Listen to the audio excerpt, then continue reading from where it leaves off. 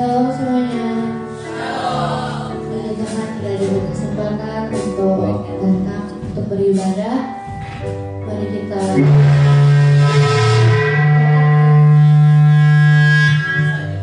datang dalam hadiratnya.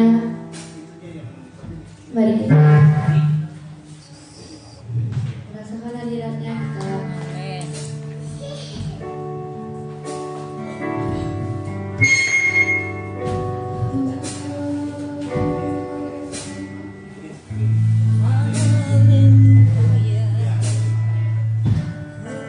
Tuhan tahu apa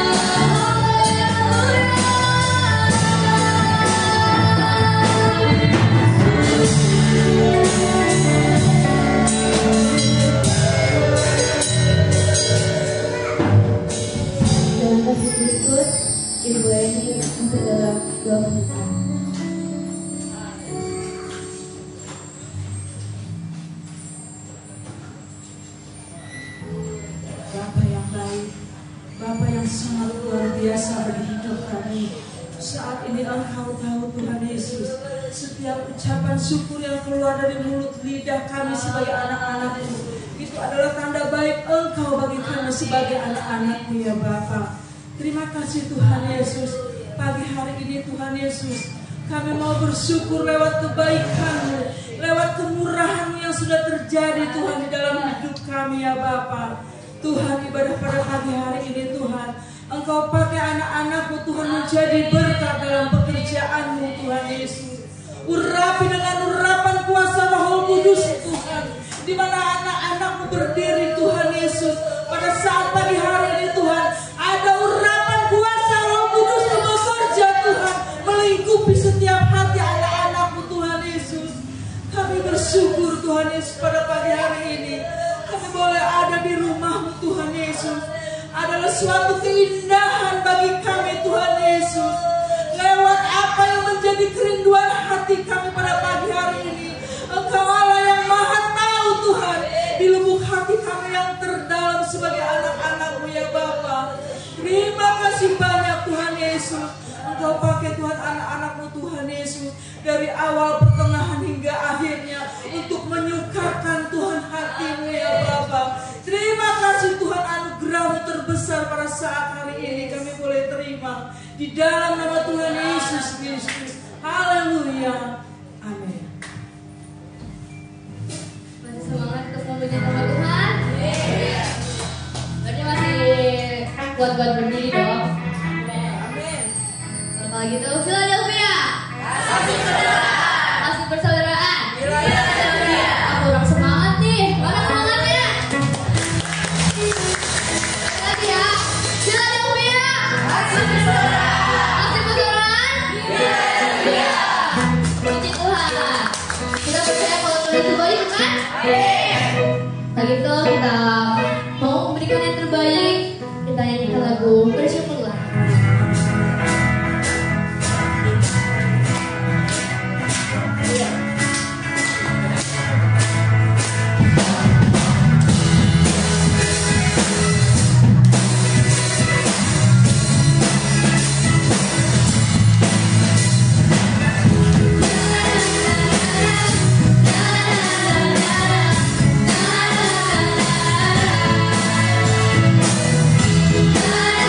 Na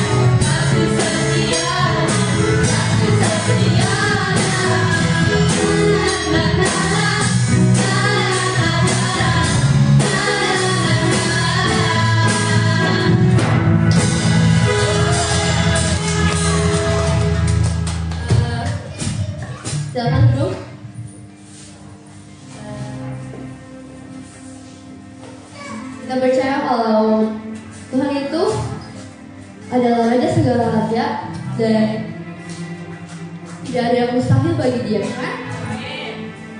Karena itu kita mau bersyukur untuk apa yang Tuhan buat, untuk apa yang Tuhan kerjakan dalam hidup kita. Kita mau berikan yang terbaik, kita mau bersyukur dan berterima kasih. Kita mau nyanyikan lagu kerja. Tuhan itu dahsyat. Gak perlu takut kalau misalnya kita menghadapi hal-hal yang menurut kita tuh gak bisa dilewati. Tapi kalau kalian sama Tuhan, kalau kita sama Tuhan, gak ada yang mustahil. Nanti kita bisa melewati itu semua.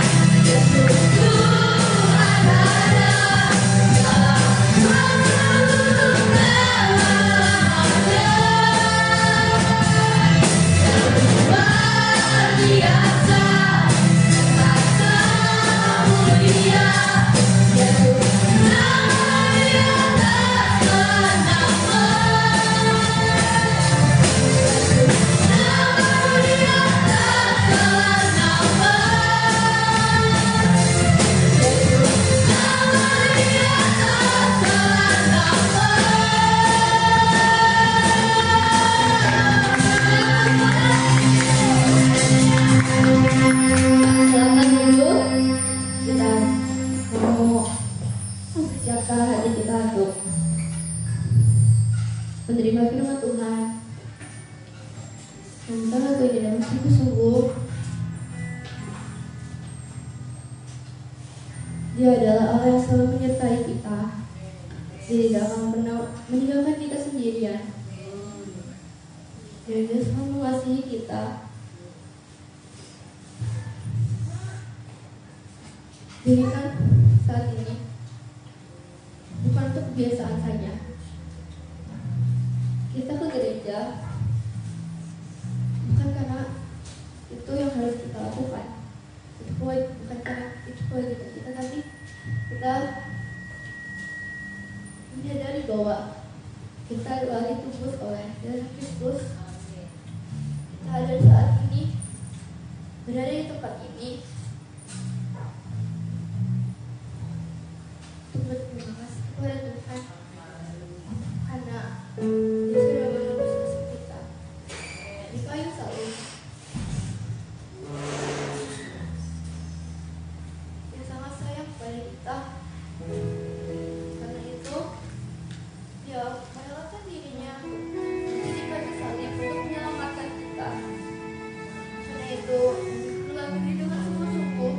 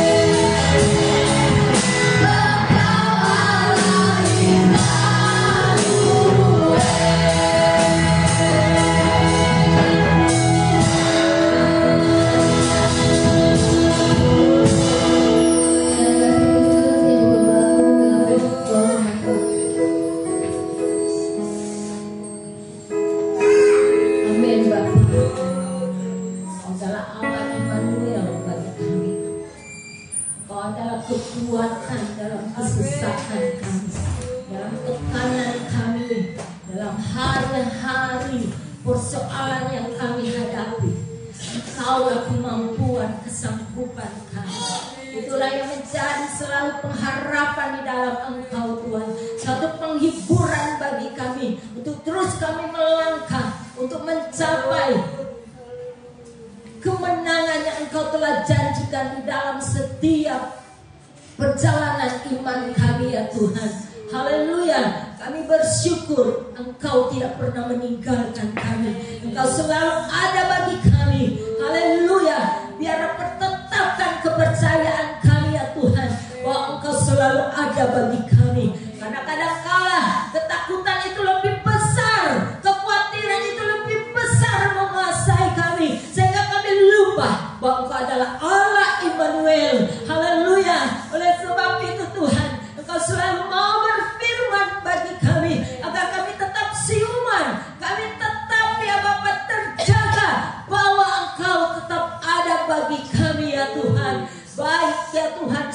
susah maupun senang, dalam liku-liku kehidupan kami, Engkau selalu menyatakan janji-janji firman-Mu ya Tuhan. Janji-janji firman-Mu adalah ya dan amin, dan menghidupkan bagi kami. Dan kami percaya itu juga akan disampaikan saat ini oleh hamba-Mu. Haleluya. Kau lebih berkarya lagi dalam setiap kami ya Bapa, karena firman-Mu lah yang membuka pola pikir kami ini ya Tuhan, untuk membentuk hati kami ini semakin memahami akan kebenaran-Mu. Haleluya. Segala kekuatan roh jahat yang akan mengambil benih firman-Mu, kami menolak, kami hancurkan semua ya Tuhan. Segala paradigma kaum manusia yang akan membatasi untuk Engkau berkarya dalam firman-Mu, hanya di dalam nama Tuhan Yesus Kristus, darah Yesus yang berkuasa, urapan marifat pewahyuan ya Tuhan daripada-Mu nyata atas hamba-Mu, dengan kekuatan kesehatan yang sempurna itu nyata bagi hamba-Mu ya Tuhan. Haleluya. Sehingga baik hamba-Mu yang menyatakan firman-Mu, baik kami yang mendengar, kami sama-sama mendapatkan ya Tuhan berkat firman-Mu bersama-sama ya Bapa, untuk kami bertumbuh dan berbuah-buah dalam kebenaran-Mu. Hanya di dalam nama Tuhan Yesus kami terima kebenaran firman-Mu. Haleluya. Amin.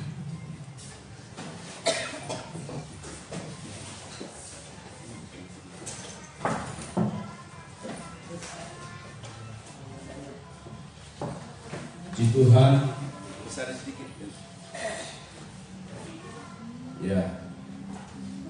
Bukan telinga, yang ini, yang back. Ya, puji Tuhan. Shalom saudara. Kasih Kristus buat semua kita yang hadir bersama dengan yang ikut live streaming. Kita bisa merasakan hadirat Tuhan ya.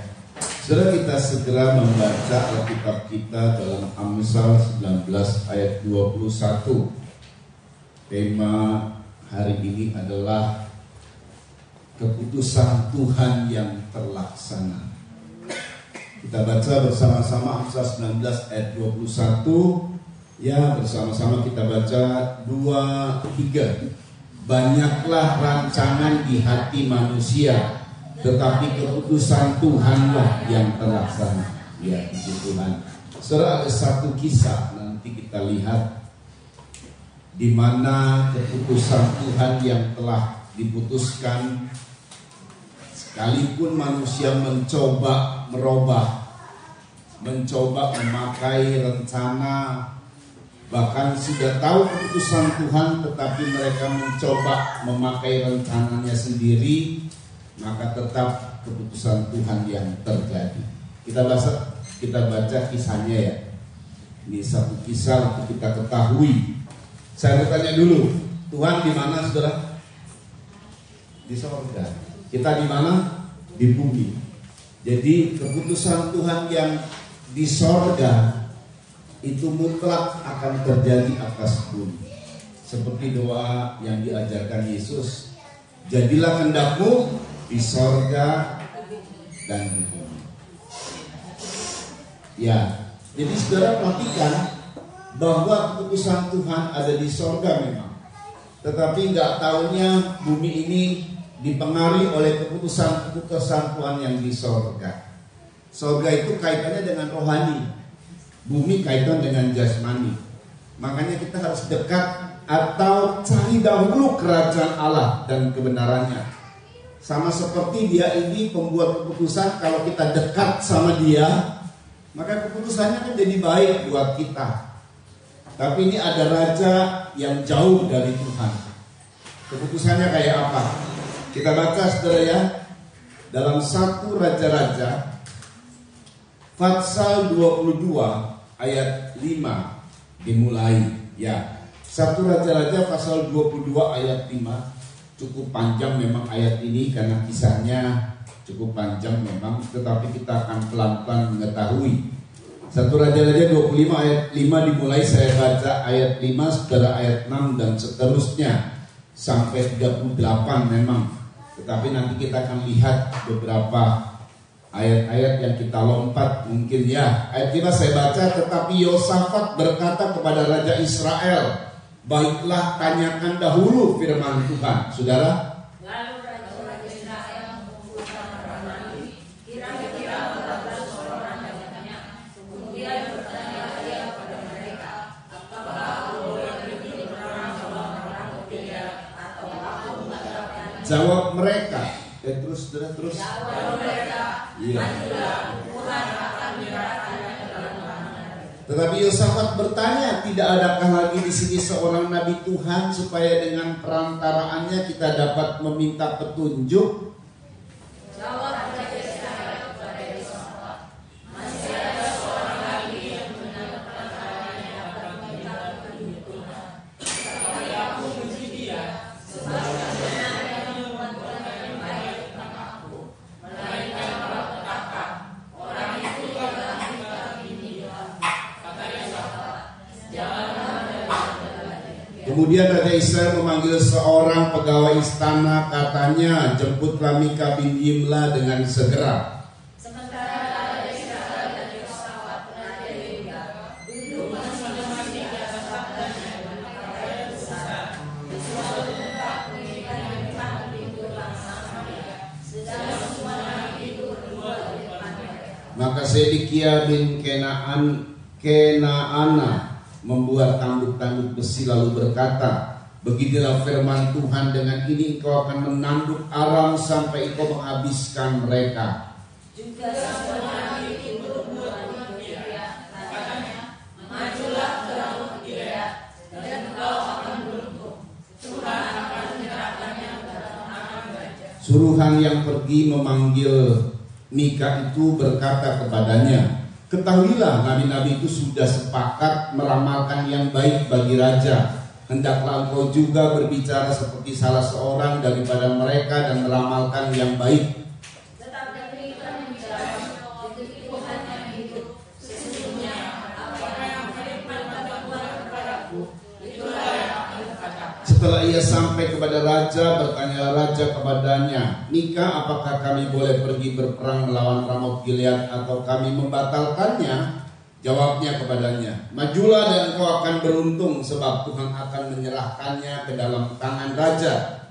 Tetapi raja berkata kepadanya, sampai berapa kali aku menyuruh kau semua, supaya kau mengatakan kepadaku yang lain daripada Lalu jawabnya, telah kulihat seluruh Israel bercerai-berai di gunung-gunung seperti domba-domba yang tidak mempunyai gembala. Sebab itu Tuhan berfirman, mereka ini tidak punya tuan, baiklah masing-masing pulang ke rumahnya dengan selamat. Kemudian raja Israel berkata kepada Yosafat, bukankah telah kukatakan kepadamu, tidak pernah ia membuatkan yang baik tentang aku, melainkan hanya malapetaka. Kata Mika, sebab itu dengarkanlah firman Tuhan. Aku telah melihat Tuhan sedang duduk di atas tatanya, dan segenap tentara sorga berdiri di dekatnya, di sebelah kanannya dan di sebelah kirinya. Dan Tuhan berfirman, siapakah yang akan membunuh aku maju ke perang, supaya ia tewas di kandang Gilead? Maka yang seorang berkata begini, yang lain berkata begini. Kemudian tampillah suatu roh, lalu berdiri di hadapan Tuhan. Ia berkata, aku ini akan membujuknya. Tuhan bertanya kepadanya, dengan apa? Jawabnya, aku akan keluar dan menjadi roh dusta dalam mulut semua nabinya. Ia berfirman, biarlah engkau membujuknya, dan engkau akan berhasil pula. Keluarlah dan perbuatlah demikian. Karena itu sesungguhnya Tuhan telah menaruh roh dusta ke dalam mulut semua nabimu ini, sebab Tuhan telah menetapkan untuk menimpakan malapetaka kepadamu. Sesudah itu tampillah Sedekia bin Kenaana. Ditampaknya Bibi Mika serta berkata, mana boleh roh Tuhan pindah daripadaku untuk berbicara kepadamu. Tetapi Mika menjawab, sesungguhnya engkau akan melihatnya pada hari engkau lari dari satu kamar ke kamar lain, ke kamar yang lain untuk menyembunyikan diri. Ya, cukup saja di situ. Masih ada lagi, nanti kita lihat saudara ya. Ini adalah satu hal yang terjadi. Dan inilah terjadinya atas kita di bumi dan di sorga. Ini peran sorga dan bumi ini begini peristiwanya, saudara. Jadi setiap saat ada musyawarah di sorga. Di sorga itu musyawarah untuk menentukan keputusan. Memang ada keputusan yang baik, ada keputusan yang tidak baik, sesuai dengan keberadaan manusia. Jadi manusia ini tinggal terima keputusan dari Tuhan. Ini contoh, saudara ya, sebuah contoh yang konkret terhadap umat manusia. Tetapi kalau kita anak-anaknya, maka keputusannya pasti yang terbaik. Amin, saudara. Kecuali kita sebagai umat Tuhan yang kayak Ahab. Nah, ini modelnya model Ahab. Ada dua raja, satu bernama Ahab, satu bernama Yosafat. Tuhan memang tidak bicara tentang Yosafat, karena keputusan yang terjadi atas Yosafat itu selalu terbaik, saudara. Tetapi memang dikhususkan di sini adalah keputusan atas Ahab. Nah, saudara ya. Jadi Ahab ini saya kasih tahu dulu, ini adalah raja Israel. Dia berbuat jahat, ngerampas kebun anggur dari Nabot, menyembah berhala karena pengaruh dari istrinya. Istrinya ini kafir. Istrinya ini adalah orang kafir dan Ahab dipengaruhi. Jadi yang menjadi raja di situ sebenarnya istrinya. Istrinya ini otoriter, saudara ya. Dia kafir dan dia sangat menguasai Ahab. Ahab juga menjadi pelitat-pelitut, apa-apa nanya sama istrinya. Istrinya ngambil keputusan dan keputusan itu sungguh mencelakakan Israel. Ahab tidak suka dengan Elia. Kita dengar Nabi Elia yang besar, dia menjadi musuhnya Elia.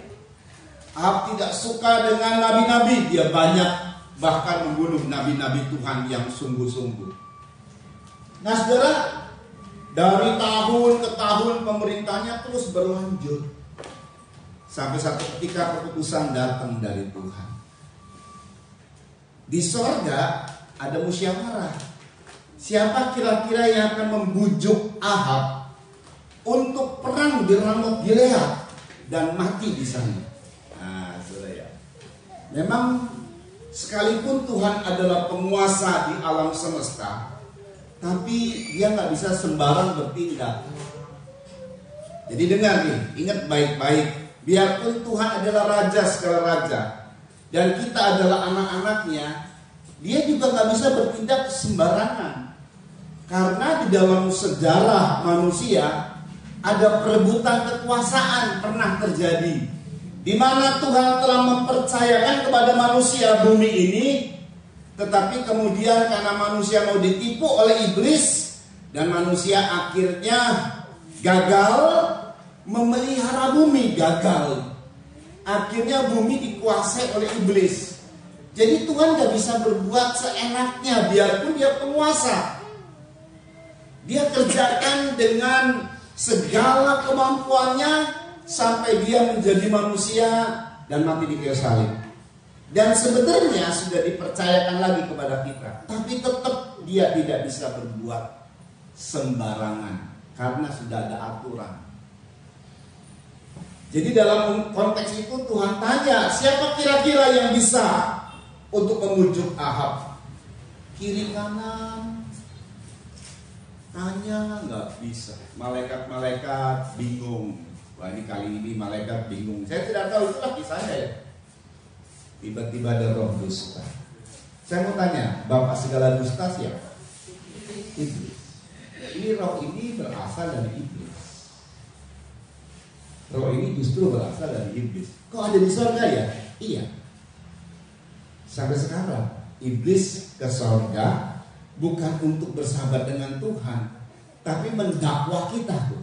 Satu. Iblis ke surga kalau ada anak Tuhan, apalagi pendeta berbuat salah, dia segera naik ke surga, dia katakan, tuh anakmu, katanya anakmu berdosa.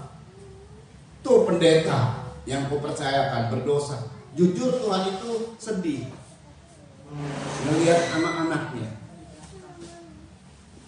Perbuatan-perbuatan dosa itu sungguh membuat Tuhan sedih.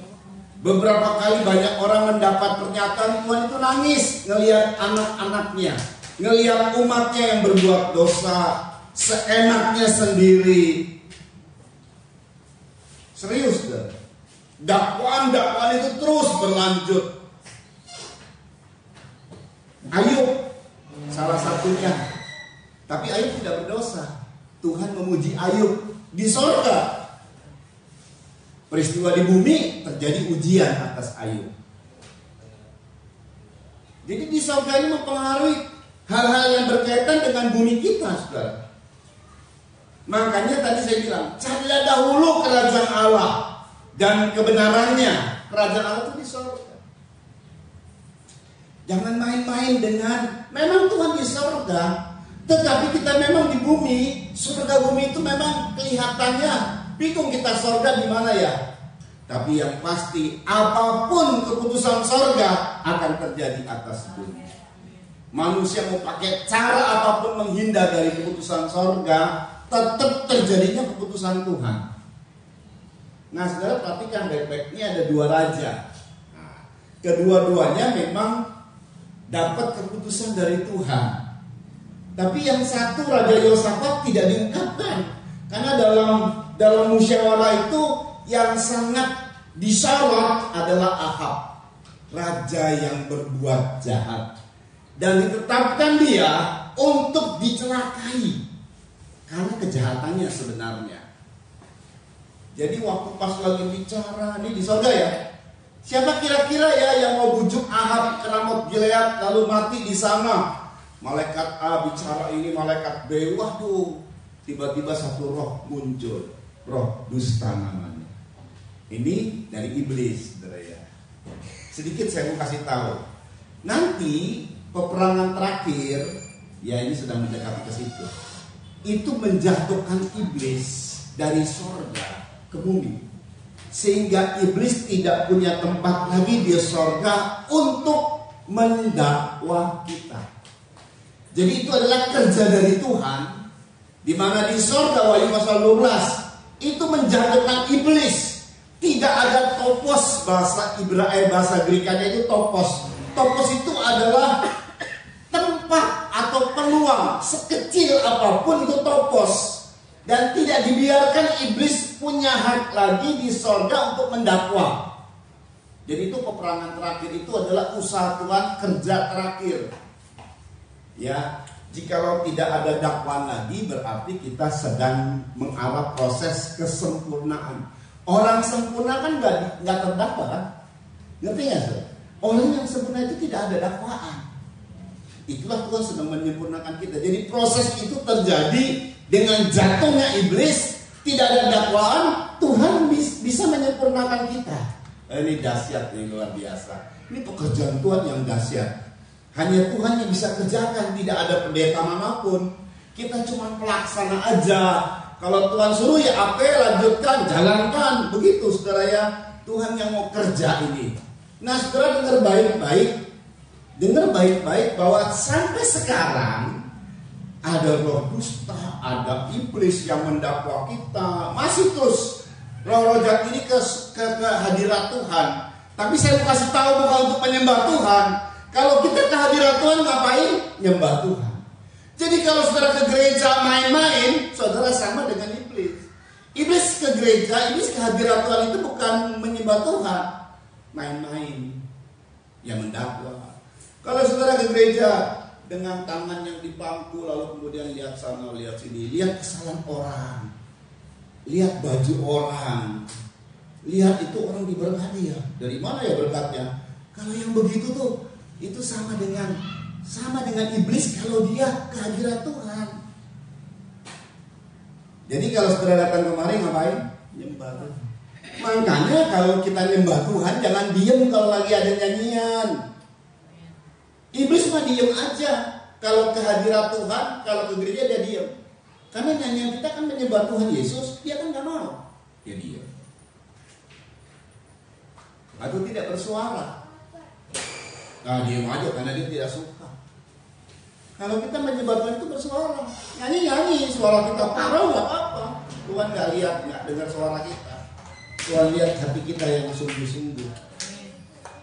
Nah ini saudara ya, perhatikan ya. Ini saya mau kasih tahu nih. Tuhan bilang, siapakah yang akan membujuk Ahab untuk mati di Ramot Gilead? Coba ulangi kata Ramot Gilead. Ramot Gilead. Nah saudara, ini kan di sorga bilangnya begitu. Lalu ada roh dusta, aku akan masuk ke nabi-nabinya Ahab. 400 nabi loh, nggak sedikit 400 nabi. Aku akan masuk dan menjadi roh dusta. Di mana Ahab sebenarnya sudah nggak disukai oleh Tuhan. Ahab akan kalah di Ramot Gilead. Tapi nabi-nabi ini menyampaikan penyampaian dusta. Oh pasti menang kamu di Ramot Gilead. Kan jadi berapi-api dia, jadi berambisi dia, jadi mau dia ke Ramot Gilead supaya mati di sana. Ini peristiwa di sorganya kayak begitu. Tapi peristiwa di buminya itu seperti peristiwa yang wajar-wajar saja. Gak taunya wajarnya sebuah peristiwa yang ada di bumi itu peran sorga menentukan loh. Jadi di buminya tuh gak ada gini. Tiba-tiba Ahab mendapat bisikan goib. Gak ada. Ayat itu tidak ada berkata begitu. Kita baca di dalam 2 ayat 1 Raja-Raja tadi pasal 22 ayat 1 sampai 3. Coba lihat ini kisahnya, Saudara ya. Yuk ayat 1 sampai 3 bagaimana? 3 tahun lamanya orang tinggal aman dengan tidak ada perang antara Aram dan Israel. 3 tahun lamanya orang tinggal aman antara Aram dan Israel. Gak ada perang nih. Lagi dalam keadaan damai, gak bermusuh. Teruskan. Pada tahun yang ketiga, pergilah Yosafat, Raja Yehuda, kepada Raja Israel. Ya pergi Yosafat Raja Yehuda kepada Raja Ahab. Namanya Ahab Raja Israel itu. Terus berkatalah Raja Israel kepada pegawai-pegawainya. Nah ini adalah inisiatif dari Raja Ahab, Raja Israel. Kepada pegawai-pegawainya berkata begini. Yuk, tahukah kamu bahwa Ramot Gilead sebenarnya milik kita? Ya kan gak ada tulisan. Tiba-tiba Ahab mendapatkan bisikan roh. Gak ada hal yang goib di sini, gak ada. Ini mah inisiatif Ahab. Jadi jangan main-main saudara. Pikiran kita ini pikiran Ahab nih, bahwa Ramot Gilead itu sebenarnya milik kita. Terus kan, tetapi kita tinggal diam saja dan tidak merebutnya dari tangan raja negeri Aram. Memang, ini kan makanya saya bilang ini hal yang wajar. Betul memang Ramot Gilead itu adalah milik Israel. Kita baca Ulangan. Nah untuk ini kita ketahui Ulangan 4 ayat 43. Jadi sebelumnya pada bangsa Israel di tanah Kanaan, dia disuruh merebut semua daerah Kanaan, termasuk Ramot Gilead ini daerah Kanaan. Ini adalah milik suku Ruben. Yuk dibaca. Kota-kota itu adalah Beser di padang gurun, di daerah dataran tinggi untuk orang Ruben, Ramot di Gilead untuk orang Gad. Untuk orang Gad. Ramot di Gilead untuk orang Gad. Terus dan Golan di Basan untuk orang Manase. Iya, jadi untuk orang Gad. Untuk suku Gad ada 12 suku. Jadi ini milik Israel. Sampai sekarang juga begitu saudara ya. Karena tidak dihabiskannya semua bangsa Kanaan yang diminta sama Tuhan, jadi terus rebutan. Nanti kadang-kadang saya waktu pas ke Israel saudara, ke tempat Castle, tempatnya yang dipercayai bahwa itu adalah tapak terakhir Yesus Kristus, ada di Bukit Zaitun sebelum dia naik ke sorga. Jadi ada tapaknya, bekas kakinya itu dipercayai saudara ya. Disitulah tempat Castle itu. Pada saat saya ada di situ, itu kubah itu terbuka. Jadi tour guide-nya bilang gini, ini nanti tergantung siapa yang rebut. Kalau orang Palestina rebut, kubahnya ditutup. Jadi nggak terbuka begitu. Kita waktu itu kubahnya terbuka atau tutup? Lupa. Tertutup ya? Tertutup sudah bukan terbuka, tertutup. Jadi tinggal buka kubah sama tutup kubah. Tempatnya di situ saudara ya, katakanlah di sini tempatnya ini ketutup. Tapi kalau nanti dari pihak Israel dibuka. Kalau misalnya suatu ketika Israel ngerebut di situ, terbuka dia, dibuka sama Israel. Karena buat orang-orang Kristen, Israel sendiri nggak percaya tentang Yesus Kristus. Cuman karena dia dapat pemasukan dari kita nih Holy Land ya, dia kan dapat pemasukan. Negeri Arab juga dapat pemasukan dari seluruh dunia. Kayak begitulah Israel juga gitu. Dibuka, tempatnya dibuka. Zaman kita itu tempatnya ditutup 2009. Nah gitu, saudara. Jadi kalau dapat direbut apa ya sudah milik siapa. Direbut apa? Direbut sama bangsa mana ya sudah milik dia, seenaknya dia begitu. Direbut sama Israel seenaknya Israel, ya begitulah. Sampai sekarang. Ini termasuk Ramot Gilead. Dulu milik Israel, direbutlah sama bangsa kafir, Aram. Nanti direbut lagi sama Israel, nanti direbut lagi sama bangsa kafir. Ya tergantung nanti siapa yang menang. Nah hari itu tiba-tiba muncul ide dari Ahab. Lihat ya, gak ada tulisan bisikan roh. Itu cuma ide Ahab aja. Kan wajar dong, milik kita ambil, betul nggak? Wajar nggak saudara?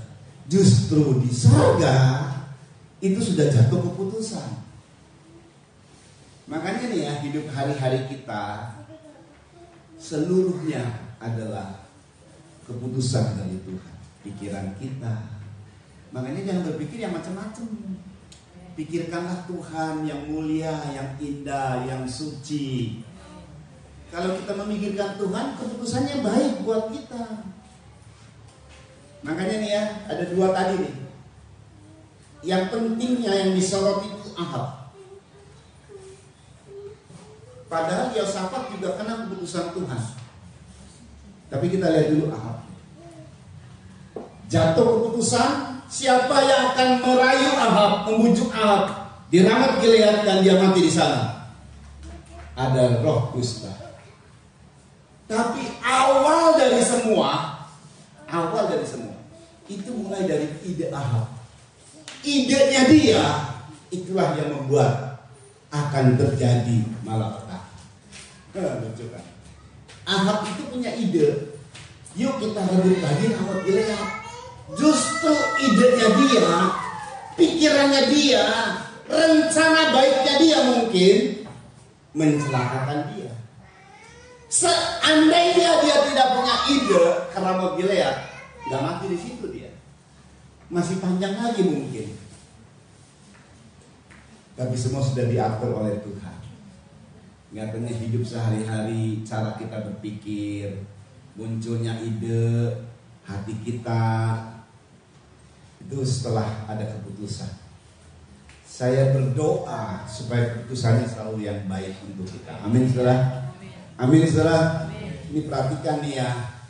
Orang kalau nggak percaya tentang dunia roh, salah besar. Sorga itu memang semuanya berkaitan dengan roh dan mempengaruhi di dunia jasmania kita. Sudah perhatikan. Sudah ada keputusan dan muncullah roh dusta.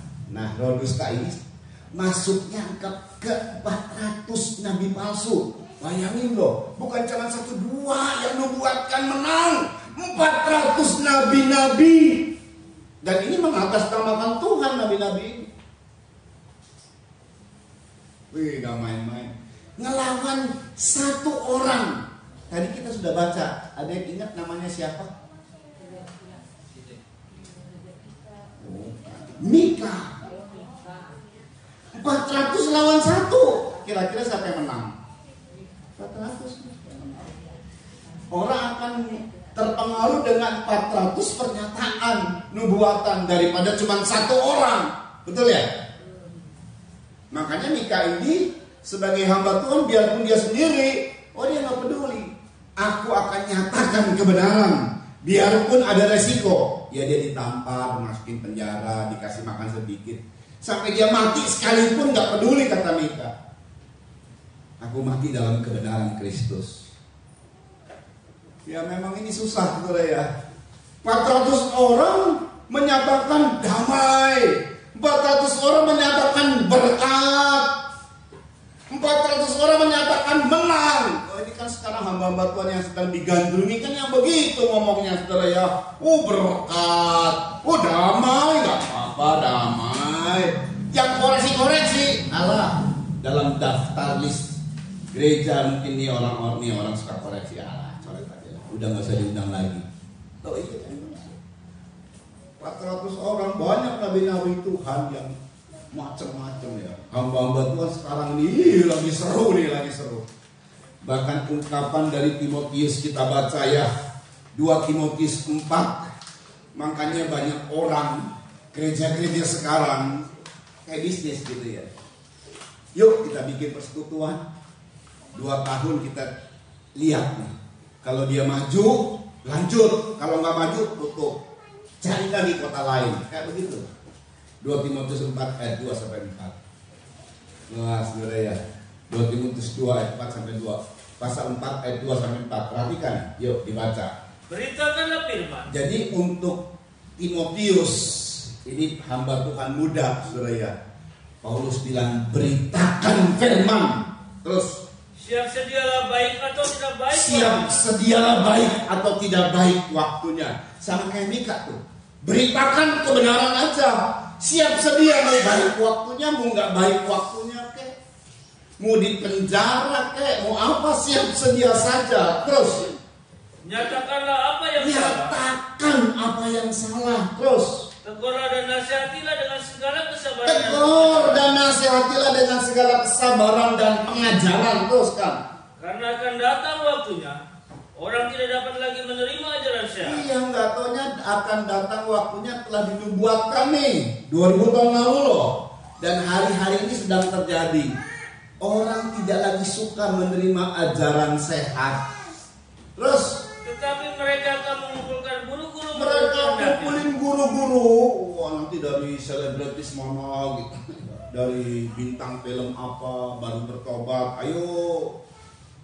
Terus Untuk memuaskan keinginan telinga. hanya untuk memuaskan keinginan telinga. Puas. Terus kan, Mereka akan memalingkan telinganya dari kebenaran. dan oleh karena terbiasa memuaskan telinganya dengan hanya untuk memuaskan telinganya, mereka tidak suka kebenaran. Terus Dan membukanya bagi dongeng. sebaliknya mereka suka pembukanya bagi dongeng. Iya, khotbah sekarang sudah menjadi sebuah dongeng. Dongeng kan enak ya, mana film apa tuh kemarin Aladin ya, yang di bioskop ya. Aladin tuh rame kan. Saudara nonton nggak? Saya nonton. Itu yang Aladin yang 1001, yang ada jin, iya toh? Jinnya lucu-lucu gitu kan. Saudara nonton nggak? Saya nonton. Senang. Iya, dongeng semua. Film Marvel. Saudara nonton nggak? Saya nonton. Yang nonton banyak, nggak cuma sedikit. Dongeng itu dongeng. Nonton sampai nangis lagi. Kurang ajar kan? Dalam hati gua, kenapa nangis? Dongeng ini dongeng. Dia membuat kita itu menjadi terhanyut dengan suasana, ya kan? Kisah-kisah patriotismenya, pahlawan kepahlawanannya, padahal dongeng. 2 kali nonton 2 kali nangis, kan on sebenarnya. Tapi ini merupakan hati yang lembut hati berarti. Aduh, dongeng, disenangi. Begitu dibuka ada rame, kita dapetnya entarlah, jangan terlalu rame, susah juga, males kalau rame itu ya. Ntar udah sebulan gitu baru nonton Marvel, ya kan? Itu sekarang ini, kalau dulu cuma komik, sekarang sudah difilmkan seperti kisah nyata gitu kan. Ada semesta apa gitu. Oneng kita didongengin kayak begitu ya. Sampai berpikir loh, kalau saya mimpi, di semesta lain saya punya tipe orang yang kayak saya, kan oneng. Padahal bumi ini cuma satu yang ditinggali sama manusia, yang lain kosong. Saudara ya, lo terbukti kok. Ini yang menyatakan kosong, nggak ada apa-apa. Lalu muncul ayat, Allah itu dongeng semua. Itu buatan iblis semua. Tapi orang suka. Memang sudah dibuatkan, nggak tahunya ya. Memuaskan telinga. Sayangnya mereka itu tidak suka lagi kepada kebenaran. Karena terbiasa. Ini banyak. Seperti Ahab, 400 orang loh yang menyatakan kamu pasti menang. Ya iyalah, orang suka lah. Bro, saya punya rencana kemarin nih bro. Waduh, orang pengennya bagaimana sih saya? Saudara ya, kalau misalnya ada orang bilang bro saya punya rencana ano. Mungkin saya tanya, udah tanya sama Tuhan belum? Sudah. Sebagai hamba Tuhan dengan rencana proyek besar sudah dijalankan lagi. Apa yang kita lakukan? Ya Tuhan kalau boleh berhasil Tuhan. Tapi banyaknya gak berhasil terus nyalain Tuhan. Loh, Tuhan yang jadi korban. Kita kadang-kadang maunya sendiri ya ini. Nah, ini karena tidak mau dengar kebenaran. Satu kali ada seorang saya bicara. Dia punya proyek. Proyek ini adalah proyek yang akan membuat dia menjadi berhasil dan menutupi banyak utang yang sekarang ini sedang krisis dia. Ini dapat pancingan loh kata dia kalau misalnya sebutannya dia sedang memancing. Karena ini kan proyek ini akan menolong. Oh, ini waktu saya masih sekolah kitab. Ini proyek ini modalnya dari mana? Dia sebut. Dan Tuhan bilang sama saya, nggak sejahtera saya. Saya ngomong sama Om itu, Om saya nggak sejahtera. Kalau bisa jangan diambil di proyek. Itu saya masih pengerja, masih sekolah kitab, sudah punya insting seperti itu. Tapi kan begini-begini alasan. Ya sudah, sebetulnya kau nanya sama saya, kau sudah punya prinsip, sudah punya sikap sebenarnya. Betul ya? Banyak orang kan nanya sama pendeta, sebenarnya dia punya sikap. Bro, saya punya proyek ini, Pak Pendeta saya punya proyek ini, dia udah punya sikap. Saya mau ambil proyek ini, lu doain aja lah, gitu kan gitu doang. Lu doain supaya berhasil gitu. Rayu Tuhan lah supaya berhasil, kira-kira mau kasarnya begitu tuh. Kan kurang ajar namanya saudara ya. Rayu Tuhan supaya berhasil. Jadi biarpun kita bilang, jangan Om, jangan Pak, jangan Bro. Enggak, udah laksanakan saja. Udah tanggung. Itu loh manusia, jadi maunya sendiri lah. Jatuhnya karena anak Tuhan yang sayangnya begitu saudara. Betul nih Bang Bro. Habis. Ya, tapi Tuhan tolong lah ya. Saya tidak sebut karena kita mengenalnya saudara. Tapi bukan di sini, di luar kota. Nggak mengenal dekat juga. Saudara yang terbaik bahwa Ahab jahatnya yang luar biasa. Keputusan datang dari Tuhan. Masuklah nabi-nabi dusta kepada nabi-nabi Ahab atas nama Tuhan. Ya iyalah, disupport 400 nabi Ahab maju. Tapi sebenarnya dia sendiri punya insting. Lucunya dari kisah ini dia sendiri punya insting. Saudara punya hati nurani. Saya mau kasih tahu saudara punya hati nurani. Hati nuranimu gak boleh dipalsukan.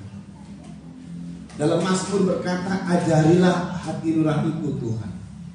Hati nurani itu tempatnya roh. Roh itu adalah roh Tuhan. Dialah yang mewarning kita nih sebelum. Kalau kita penuh dengan Roh Kudus itu semakin kuat. Jadi semakin kuat suara roh kita bersaksi dengan suara Roh Kudus. Saling mendukung kalau kita penuh Roh Kudus. Tapi katakanlah ini secara umum, setiap orang punya hati nurani. Kita bukan binatang yang tidak punya hati nurani. Setiap orang punya hati nurani. Di situ tempatnya roh. Di situ tempatnya kebaikan. Di setiap orang yang berbuat jahat pun pasti ada kebaikan sebenarnya dalam dirinya. Ada suara kebaikan. Ada suara ya. Itu suara hati nurani kita itu sebenarnya. Ahab sejahat-jahatnya dia tetap punya insting sebenarnya. Makanya Perhatikan ya. Waktu Yosafat bilang sama Ahab, tanya dulu sama Tuhan deh, ada nggak nabi Tuhan? Ada. Mika, dia itu selalu ngomongin yang jahat tentang saya, ngomongnya tentang malapetaka saja. Tapi sudahlah, kata Yosafat, panggil saja. Dipanggil Mika. Apa kata Mika yang pertama? Kita baca ya. Ini kan Mika yang ngomong nih. Ya, karena Mika udah di warning sama yang diutus sama Ahab untuk menjemput dia. 400 nabi Ahab ngomongnya yang baik loh. Kamu harus ngomong yang baik. Mika ngomong baik. Awalnya Mika ngomong baik. Ayat 15 yuk dibaca.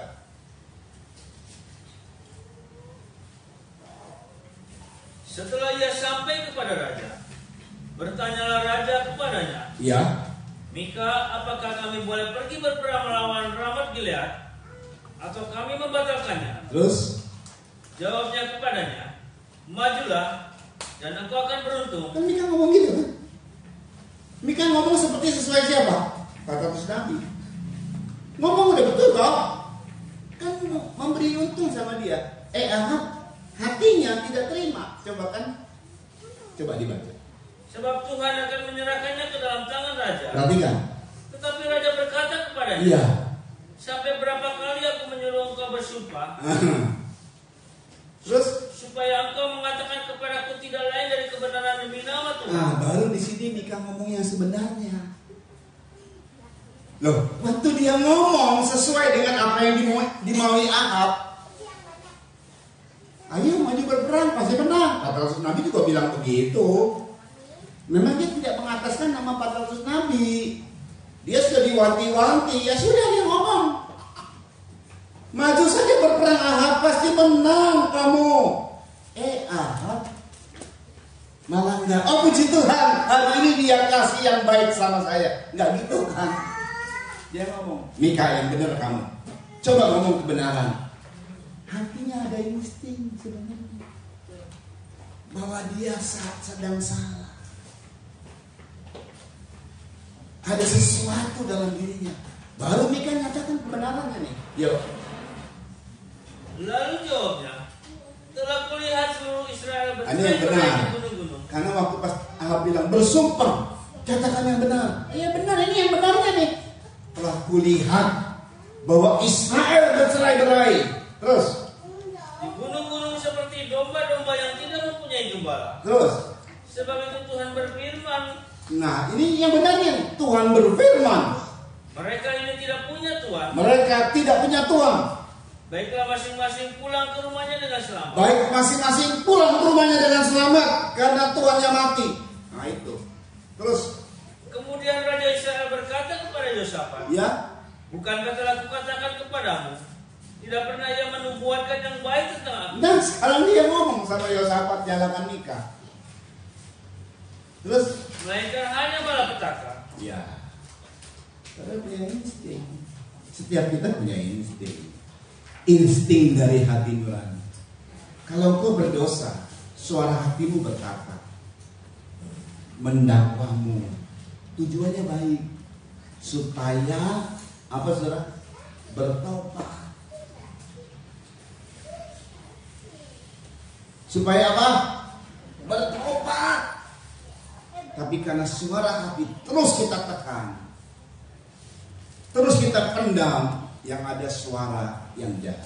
Kan kita ini adalah keturunan dari nenek moyang yang namanya Adam, yang kemudian menjadi diwarisi sama kita. Di mana Adam dan Hawa makan buah pengetahuan baik dan jahat. Jadi kalau yang baiknya ditekan, yang muncul yang mana? Yang jahat. Sampai nanti suara hati nurani itu hilang. Nah itu udah nggak berbelas kasihan itu. Itu udah setan benar sudah kalau begitu. Kenapa suara hati nurani hilang? Ya karena ditekan. Jangan bersuara dia. Memalukan kalau bersuara. Isinya cuma malapetaka saja. Atau hati nurani dimanipulasi. Ini suara hati loh, hati nurani itu loh. Padahal dia punya ingin untung. Makanya hati nurani itu harus dibersihkan dengan darah Kristus. Apalagi kalau penuh dengan Roh Kudus, maka kita ini suara hati kita dan suara roh bersaksi bersama-sama memuliakan Tuhan. Itu saling mendukung itu, suara hati dan suara roh. Semakin kuat suara rohnya. Karena suara roh mewakili suara hati mewakili suara roh. Itu kalau semakin disucikan. Nah, sudah. Ahab ini tahu. Poin kedua, udah kan? Ayo kita perang. Ini memang Nabi Mika ini tidak menyatakan yang baik sama saya. Loh, padahal awalnya menyatakan yang baik loh. Insinya udah tahu bahwa dia salah sebenarnya. Kedua, membuktikan insting yang tahu, dia perang. Dia mulai memakai menyamar. Kita baca. Waktu perang, Ahab itu memakai baju biasa, bukan baju raja. Supaya apa? Supaya terhindar dari kematian. 1 Raja 22, kita teruskan coba. Pada saat itu Ahab memakai baju biasa. Coba Ben, ayat berapa itu? Ya, dibaca yuk.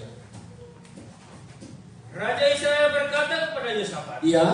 aku akan menyamar dan masuk pertempuran. Aku akan menyamar dan masuk ke pertempuran. Terus, Tetapi engkau pakailah pakaian kebesaranmu. tetapi kau Raja Yosafat, pakailah pakaian kebesaran. Jadi dalam peperangan memang ada pakaian kebesaran dalam perang, tapi dia adalah raja, saudara, pakai mahkota. Raja ya, dia pemimpinnya gitu ya. Terus Lalu menyamarlah Raja Israel. menyamarlah Raja Israel, saudara ya. Terus Kemudian masuk ke pertempuran. masuk ke pertempuran. Menyamarnya sebagai panglima kah, sebagai prajurit kah, saya tidak tahu nih. Tapi dia masuk ke pertempuran bukan pakai pakaian raja. Terus kan? Adapun Raja Negeri Aram telah memberi perintah kepada para panglima pasukan keretanya. Iya, 32 orang banyaknya demikian. iya, Janganlah kamu berperang melawan sembarang orang, iya. melainkan melawan Raja Israel saja. Nah, itu dari mana tuh asal? Dari Tuhan, keputusan sudah terjadi. Nanti yang mencelakakan memang Raja Aram dengan panglima-panglimanya. Entah tiba-tiba Raja Aram bilang begini, engkau cari Raja Israel, bukan raja yang lain. Dari Tuhan. Nggak ada yang berkata begini, tiba-tiba Raja Aram dapat bisikan roh. Di mana roh, bisikan rohnya menyatakan bahwa Raja Aram harus membunuh Raja Israel saja. Nggak ada. Semua normal. Tapi normalnya kita itu nggak pernah masuk dalam agendanya Tuhan. Terus kan, perhatikan. Segera sesudah para panglima pasukan kereta itu melihat Segera Yosafat, sesudah panglima pasukan kereta ya melihat raja. Terus mereka berkata, itu pasti Raja Israel. itu pasti Ahab Raja Israel. Terus kan?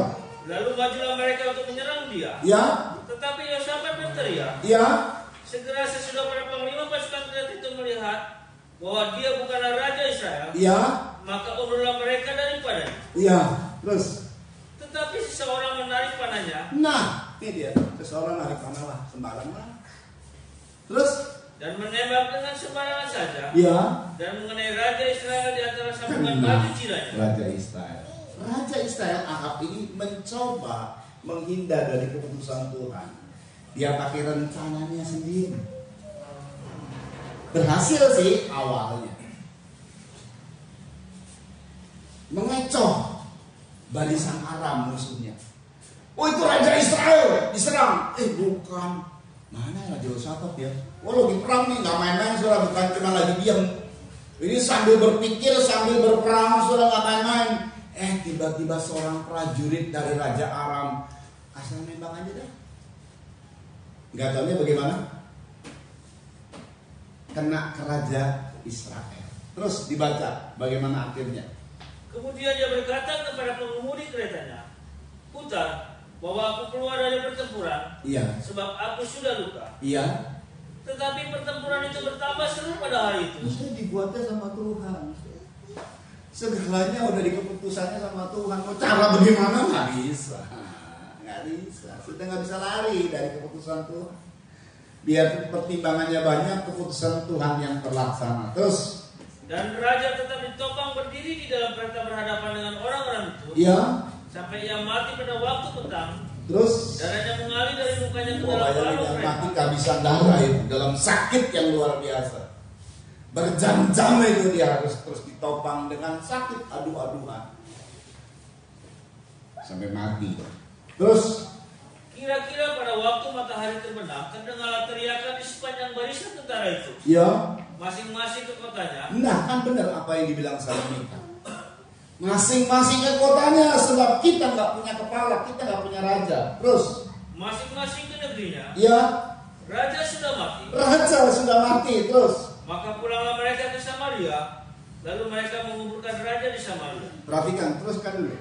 Ketika kereta itu dicuci di tepi telaga Samaria. Ketika kereta Raja Ahab dicuci di tepi telaga, terus maka darah raja dijilat anjing. Darah raja dijilat anjing-anjing. Terus sedang perempuan-perempuan sundal mandi di tempat itu. Perempuan-perempuan sundal mandi di tempat itu.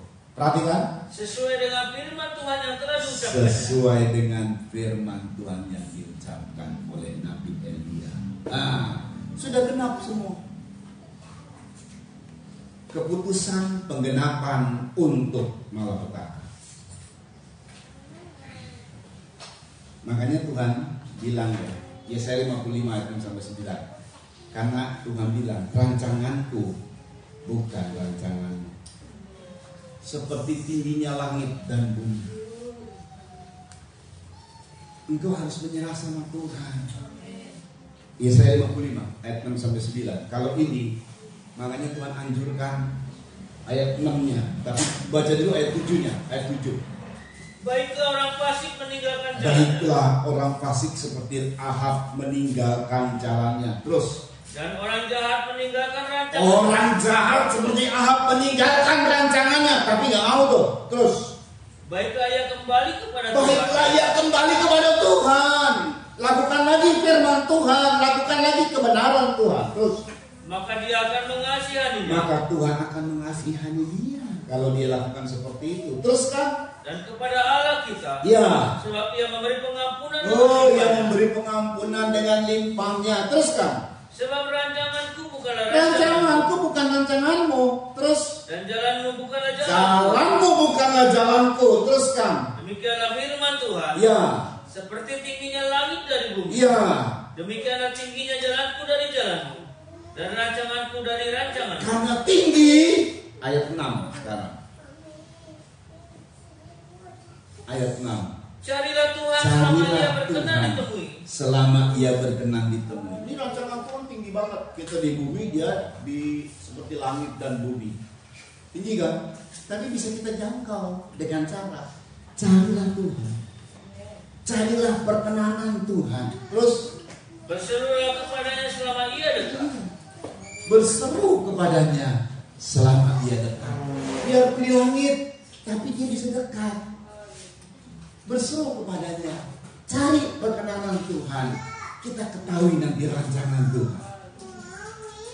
Yosafat. Memang Yosafat ini, saudara, udah dikasih tahu. Kan ditanya, bagaimana? Tanya Yuda sama Nabi, siapa tahu masih ada Nabi lain. Pakai seorang loh, menang pasti menang. Yosafat punya insting. Nah, diulang-ulang, dua punya insting. Yosafat bilang, ada nabi lain? Oh ada, Mika. Dia menyatakan yang jahat tentang saya selalu. Sudah jangan begitu, nggak coba panggil. Gara-gara Yosafat dipanggil, tanya Tuhan terlebih dahulu. Datang di Mika. Kan tadi saya bilang, pertamanya mah, ayo menang pasti menang, ayo perang pasti menang. Tapi begitu dinyatakan, yang benar lah kamu ngomongnya yang benar. Dinyatakan kebenaran. Harusnya Yosafat bagaimana, saudara? Batal. Betul kan? Kan bilangnya, apakah kami boleh berperang atau membatalkannya? Ini untuk Ahab, dia mau udah ambisi, udah dapat keputusan dari Tuhan. Kan Yosafat tidak ikut-ikutan, tidak disebut nama Yosafat di situ. Tapi Yosafat, ya ini yang punya kelemahan. Ya kita juga punya kelemahan lah ya. Udah ada insting, kita ikut-ikutan, nyaris mati Yosafat. Nyaris mati. Jangan-jangan juga kita ngalami kayak begitu. Nyaris bangkrut, nyaris celaka. Padahal sudah tidak ada warning. Harusnya kita, aku batal ya, maaf ya, batal ya. Ini enggak, ikut-ikutan. Tapi Tuhan sayang sama Yosafat. Sudah ya? Ya. Tuhan sayang sama Yosafat. Kita baca. Di ayat itu tidak tertulis. Di 2 Tawarik dalam kisah yang sama, baru nampak jelas di sini. 2 Tawarik 18 ayat 31 sampai 32. Pada ayat raja-raja, penulisannya adalah saat panglima menyerang Raja Yosafat. Waktu Raja Yosafat teriak, mungkin ada logat antara Samaria dengan Yehuda, beda nih logatnya. Ini Raja Yosafat itu Raja Yehuda. Kalau Israel, yang Ahab ini Raja Israel, ya logatnya beda antara Jawa sama Sunda. Yosafat teriak, mungkin dia orang Jawa ya, leduk-leduk, atau antara Batak sama Sunda gitu ya. Orang Batak kan beda. Wah, teriaknya bagaimana begitu? Mengapa? Nah itu kan. Oh, tahu orang ini bukan Raja Israel. Mari dibaca. Kalau itu cuma begitu doang, tapi di sini jelas. 2 Tawarik 18 ayat 31 sampai 32. Segera sesudah para panglima pasukan kerajaan itu melihat Yosafat. Segera sesudah pasukan para panglima itu melihat Yosafat, mereka berkata, itu pasti Ahab Raja Israel. Terus lalu mereka mengepung dia. Ya dulu kan nggak kayak sekarang. Kalau sekarang mah di WA aja fotonya begitu loh. Dulu nggak ada. Jadi mana Raja Yosafat, mana Raja Ahab nggak tahu. Nah, terus untuk menyerang dia. Ya. Tetapi Yosafat berteriak. Terus dan Tuhan menolongnya. Terus Allah memujuk mereka pergi dari sana. Allah memujuk mereka panglima kafir pergi dari Yosafat. Loh, Tuhan bisa robah orang yang jahat jadi baik demi kepentingan anak-anaknya. Bayangin loh, saudara. Demi kepentingan Yosafat yang disayang sama Tuhan. Tuhan ujuk para panglima. Oh, namanya perang. Siapa saja rajanya orang perang kok, betul nggak? Ya bodoh aja. Apalagi panglima kalau dia menang dapat raja, oh dia dapat kedudukan lah. Tapi Tuhan membujuk mereka para panglima pergi daripadanya. Terus segera sesudah para panglima pasukan kerajaan itu melihat bahwa dia bukanlah Raja Israel, maka undurlah mereka daripadanya. Iya. Oke lah, kita punya kelemahan. Kadang-kadang kita ngotot ya. Udah tahu bukan maunya Tuhan, udah tahu bukan rencananya Tuhan, masih ikut saja serta bagi kepada orang yang jahat, masih saja lakukan perbuatan-perbuatan dan rencana kita. Ini udah tahu bukan rencana Tuhan, kita akan dapat keadaannya bisa gagal ini, nyaris mati Yosafat itu. Boleh dikatakan kalau kita udah tahu bukan rencana Tuhan, main invest aja. Udah tahu ditegur sama Tuhan, main lakukan saja. Nyaris bangkrut kita. Tapi puji Tuhan, Tuhan sayang. Mau disayang Tuhan? Ya ini kelemahan ya. Tetap Tuhan sayang. Demi Yosafat, maka Tuhan suruh orang kafir yang jahat mundur. Tuhan yang bujuk loh. Wih, luar biasa ya Tuhan kita ya. Itu baiknya sama kita itu begitu. Kalau dia udah jatuh cinta sama kita itu begitu. Kenapa Yosafat demikian dilakukan sama Tuhan, menjadi orang yang istimewa gitu ya? Karena pertama, dia selalu minta petunjuk Tuhan. Biarpun akhirnya dia lakukan, udah dikasih tahu dan harusnya batal, tapi dia lakukan. Tapi tetap ini dalam hidupnya suka selalu menanyakan petunjuk Tuhan. biarpun 400 nabi yang tadi saya bilang menang kamu, tapi dia masih nggak percaya. Dia selalu minta petunjuk Tuhan yang benar. Amin, saudara. Selalu tanya sama Tuhan. Kalau tanya sama Tuhan itu dalam hal apa kita tanya sama Tuhan? Doa. Jadi suka berdoa, itu maksudnya. Tapi Tuhan kalau ditanya nggak akan jawab, nggak langsung jawab. Yuk siapa nanya sama saya? Makanya dekat sama Tuhan. Bagaimana cara dekat sama Tuhan? Carilah Tuhan selama Ia berkenan. Selalu cari perkenanan Tuhan. Saudara tahu nggak Tuhan suka dengan apa? Bukan dengan duit kita, maaf ya. Saudara kolektor sudah kasih korban gede-gede sekalipun, Tuhan nggak suka bukan dengan duit kita. Itu ucapan syukur kita sama Tuhan sebenarnya. Tapi bukan ini loh. Yang Tuhan suka adalah kita suka menyembah, memuji dan menyembah Tuhan. Itu Tuhan suka. Amin. Tapi kalau kita memuji dan menyembah Tuhan dengan hati yang jengkel, itu korbannya berbau busuk. Nggak akan disukai yang gitu. Jangan buat korban-korban yang cacat. Jadi kita ini memberi korban itu yang terbaik. Kita berdosa, bisa nggak memberi yang terbaik? Bisa. Awali dulu dengan minta ampun sama Tuhan dan mengampuni. Nah, jadi nanti kita hidupnya tidak cacat di mata Tuhan. Baru saat kita persembahkan korban, itu indah. Tuhan senang, Dia cium bau harum dari korban-korban pujian dan penyembah kita. Dia dikenang, Dia berkenan sama kita. Kalau udah berkenan enak. Tanya sama Tuhan, Dia jawab. Dia pasti tuntun kita, saudara. Suka nyembah, suka pujian penyembahan, dan suka untuk mendapatkan peringatan-peringatan Tuhan juga. Kalau Tuhan jawab itu biasanya peringatan. Sudah ya, luar biasa. Saudara perhatikan baik-baik. Yosafat, kalau tadi nabi-nabi Tuhan yang 400 dengan masuk roh dusta, isinya cuma berkat, berhasil, menang kamu dalam perang, bisnis diberkati. 400 loh, banyak loh. Tapi Yosafat ini nggak gitu. Orang yang dicintai Tuhan diberkati pasti.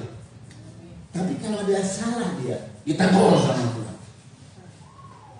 Yosafat udah selamat toh. 2 Tawarik 19 ayat 1 sampai 3. Ditegur. Ya. Cepat ya. Yosafat Raja Yehuda pulang dengan selamat ke istananya di Yerusalem. Dengan selamat ke Yerusalem. Tadi kan baru perang nih, terus dia pulang. Terus ketika itu Yehu bin Hanani melihat itu, Nabi Tuhan, melihat penyampai firman. Ada firman lah, mari. Pergi menemuinya dan berkata kepada Raja Yosafat. Iya, ditegur dengan keras ditegurnya. Sewajarnyakah engkau menolong orang fasik? Itu dimarahin sama Tuhan. Terus dan bersahabat dengan mereka yang membenci Tuhan. Itu dia. Jadi makanya kita ini jangan suka bersahabat dengan orang-orang yang benci sama Tuhan Yesus. Masa disahabati? Orang dia saja sudah menyampaikan pernyataan menolak Yesus, kita sahabat. Teman aja boleh. Kalau sahabat kan saling curhat nih. Jangan bersahabat dengan orang fasik, dengan yang membenci Tuhan, apalagi bersahabat dengan dunia, itu musuh Tuhan. Apa engkau mau menjadikan Tuhan menjadi musuhmu? Sebab barang siapa yang bersahabat dengan dunia, menjadikan dia musuh Tuhan. Nah, itu. Jadi jangan keduniawian, itu musuh Tuhan. Terus karena hal itu Tuhan murka sebenarnya terhadap engkau. Terus namun masih terdapat hal-hal yang baik. Dari pernyataan itu Tuhan baik juga ya. Di samping dia menegur, Tuhan juga melihat ada perbuatan baikmu. Kalau kita kan seperti pepatah, ini artinya saudara kasih tahu sama saya ya. Lupa. Panas setahun dihapus dengan hujan sehari. Apa artinya? Kebaikan yang banyak dihapus dengan cuman kesalahan sekali aja. Hilang tak kebaikannya. Ngomel, dimarahin terus, tidak suka bahkan dibenci. Padahal kebaikannya udah banyak loh. Nah ini kayak begini. Kalau manusia, tapi kalau Tuhan enggak. Tapi engkau aku lihat ada hal yang baik. Apa itu? Karena engkau menghapuskan tiang-tiang berhala Satu, dari negeri ini. engkau menghapus tiang-tiang berhala. Engkau tidak membuat cemburu Tuhan. Dengar ya. Apapun alasan kita yang membuat kita tidak ke gereja, dengar baik, engkau sedang membangkitkan cemburu Tuhan.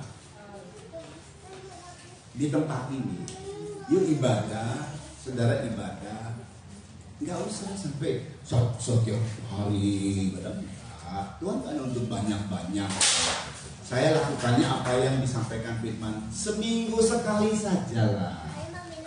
Kalau kau banyak tuntutan, aduh ini saya masih kerja, ini masih oke, nggak apa-apa. Seminggu sekali saja, seperti yang dinyatakan oleh Tuhan. Sabat Tuhan itu mesti dihargai. Engkau mau nambah ibadah, buat engkau kan diberkati. Apa Tuhan diuntungkan kalau kita tambah ibadah? Enggak juga. Ibadah itu Tuhan janji sama kita bahwa Aku akan memberkati engkau. Tuhan janji sama kita. Tapi di sini seminggu sekali sudah. Ini seminggu sekali pun dipotong. Relatan kata Tuhan. Gitu kan. Tapi Yosafat dapat kebaikannya. Engkau telah menghancurkan berhala-berhala, tiang-tiang berhala. Engkau tidak membangun cemburu Tuhan dengan berhala-berhala. Pekerjaan bisa jadi berhala, anak bisa jadi berhala, nikah bisa jadi berhala, suami istri, kesehatan bisa jadi berhala. Tapi orang-orang yang sungguh-sungguh cari Tuhan, nah nanti lihat, memang ada yang cepat ya berdampak, ada yang lambat, nggak apa-apa. Nanti berdampak yang baik kok. Terus dan mencari Allah dengan tekun. Dan mencari Allah dengan tekun. 3 hal yang dimiliki oleh Yosafat baiknya. Kalau Tuhan selalu lihat ini. 1, engkau tidak membagikan cemburu Tuhan dengan penyembahan berhalamu. Sekarang ini berhalanya modern yang tadi saya sebut ya. Pekerjaan bisa jadi berhala, anak bisa jadi berhala dan seterusnya. Kedua, engkau mencari Tuhan dengan tekun. Ketiga, engkau suka bertanya kepadaku.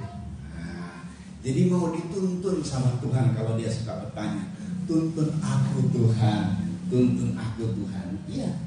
Jadi kalau gambarannya nih, Ahab maunya yang enak-enak aja. Nikah, biarlah aku gak suka. Karena dia ngomongnya yang malapetaka selalu untuk aku. Padahal itu kebaikan. Seandainya dibatalkan oleh Ahab, dia perang di Ramut Gilead, hari itu Ahab tidak mati. Kan bilangnya begitu. Maju atau batal. Raja akan mati. Ya udah batal lah. Mau mati saya di situ ngapain? Saya hanya mengantarkan nyawa saja, nggak berhasil kok. Nah gitu kan. Tapi dia punya enak aja. Sudah dengar baik. Firman, hal-hal yang menyenangkan pasti ada dong. Betul ya? Tetapi apakah Tuhan kalau mengasihi orang, ayatnya berkata begini, barang siapa yang kasih dia ku berkati berlimpah-limpah. Nggak ada. Berkat itu hak kita. Kesehatan semua itu hak kita. Nggak perlu dicari itu sebenarnya, itu hak. Hak itu nggak perlu dicari. Yang penting kita lakukan kewajiban sebagai anak kepada Bapa, sebagai pelayan kepada Tuhan. kalau kita melayani ya kepada Tuhan. Tapi justru yang jelas-jelas dinyatakan Wahyu 3:19. Ayat ini kita tahu. Ini ayat terakhir kita, saudara. Wahyu 3:19. Ayo pemain musik siapkan, nyanyikan lagu siapkan Immanuel ya. Allah beserta kita. Haleluya. Ya. Barang siapa ku kasihi, Barang siapa ku kasihi, ia ku tegur, ia ku tegur dan ku ajar. dan ku hajar. Sebab itu relakanlah hatimu dan bertobat. Sebab itu relakan hati dan bertobat. Ulang lagi. Barang siapa ku kasihi, Barang siapa ku kasihi, ia ku tegur, ia ku tegur dan ku ajar. dan ku hajar. Sebab itu relakanlah hatimu dan bertobatlah. Amin. Kalau Tuhan, wujud kasih Tuhan adalah Dia menegur kita. Itu masih dianggap kita itu anak kalau ditegur. Amin. Mungkin teguran itu bisa berasal dari hamba Tuhan, bisa berasal dari khotbah. Setiap khotbah ada teguran. Bisa berasal dari seorang anak kecil mungkin, anak Tuhan. Ditegur. Bahkan bisa berasal dari siapa saja. Itu karena Tuhan sayang sama kita, saudara. Tuhan masih akui kita ini anak kalau ditegur. Tuhan mau relakan. Sebab kalau kita nggak rela, teguran itu menyakitkan banget. Betul ya? Betul ya? Tapi kalau kita rela, tidak menyakitkan. Itu buat kita. Allah mau berimmanuel kepada kita. Immanuel, Immanuel, Allah besertamu. Amin.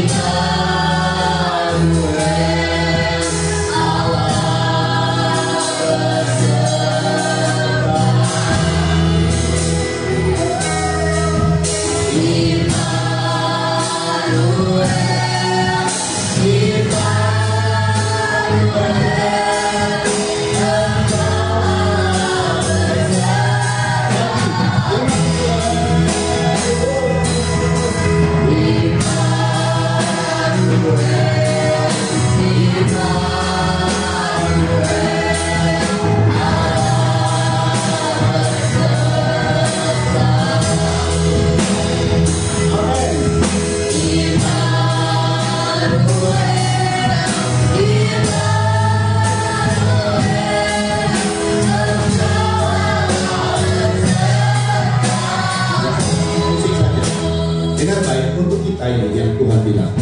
Sebab aku ini mengetahui rancangan-rancangan apa yang ada padaku mengenai kamu. Demikianlah firman Tuhan, yaitu rancangan damai sejahtera dan bukan rancangan kecelakaan, untuk memberikan kepadamu hari depan yang penuh harapan. Amin. Dia akan berimmanuel dengan kita. Berdiri semua yuk.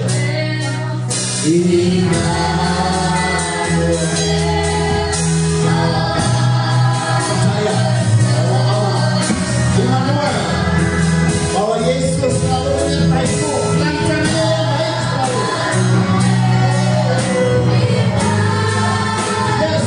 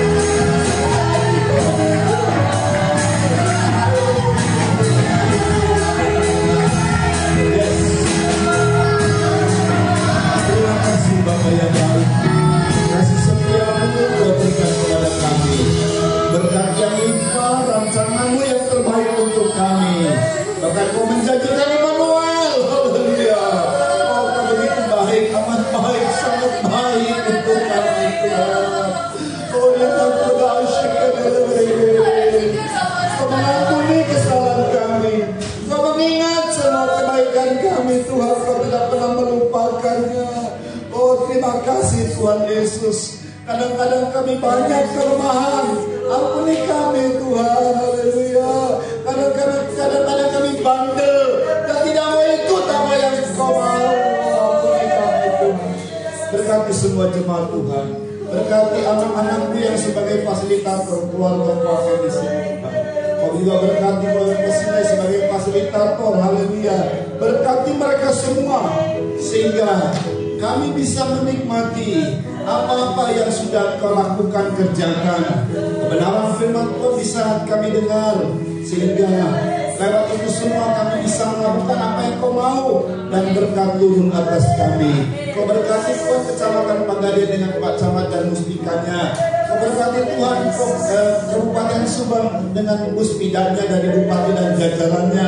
Kau berkati Tuhan untuk provinsi kami Jawa Barat dengan gubernur dan semua jajarannya. Berkati semua Tuhan Yesus. Terima kasih Indonesia dengan presiden kami Pak Jokowi dan Pak Maruf Amin. Pilpres Tuhan berikan kedamaian, serta yang masih ada dari proyek-proyek yang ada Tuhan tolong semua supaya berhasil. Nama Tuhan dipermuliakan. Haleluya. Tuhan tolong untuk KPK, TNI, Polri, dan 88 badan intelijen supaya mereka bisa bergerak dan juga beri hikmat dan keberanian untuk membongkar kasus-kasus koruptor, terorisme, narkoba, sindikat, mafia dan banyak yang berbuat jahat baik untuk negara ini, kepada negara ini maupun kepada orang-orang, supaya mereka dihukum sesuai dengan hukum yang berlaku. Tapi kalau luput dari hukum dunia, kami mau hukum surga bertindak agar nama Tuhan ditakuti di bumi Indonesia. Terima kasih Tuhan, mereka yang sakit Tuhan sembuhkan dalam nama Yesus Kristus. Kuasa Tuhan bekerja atas anak-anak-Mu. Haleluya. Mereka yang ikut live streaming juga diberkati. Terpujilah nama Yesus Kristus. Dan sebentar kalau kami kembali rumah kami masing-masing sampaikan dengan selamat, dengan tidak kekurangan sesuatu apapun, kembalikan pada hari-hari ibadah. Haleluya. Di mana Engkau telah menetapkan kami sebagai domba-domba gembala-Mu. Nama Tuhan dipermuliakan. Kami angkat dua tangan kami menerima berkat dari Tuhan. Saudara-saudara yang dikasih oleh Tuhan, terimalah anugerah cinta kasih sayang dari Bapa yang sungguh sangat mengasihimu, kasih karunia lewat kuasa pendarahan korban Kristus, serta pimpinan kekuatan kuasa Roh Kudus menjadi milikku saudara-saudara dari sekarang ini sampai Tuhan Yesus datang kali yang kedua, bahkan sampai selama-lamanya. Dalam nama Tuhan Yesus Kristus, mempelai pria surga dan imam besar yang kami puja-puji selalu, kami alaskan doa ini. Haleluya. Haleluya.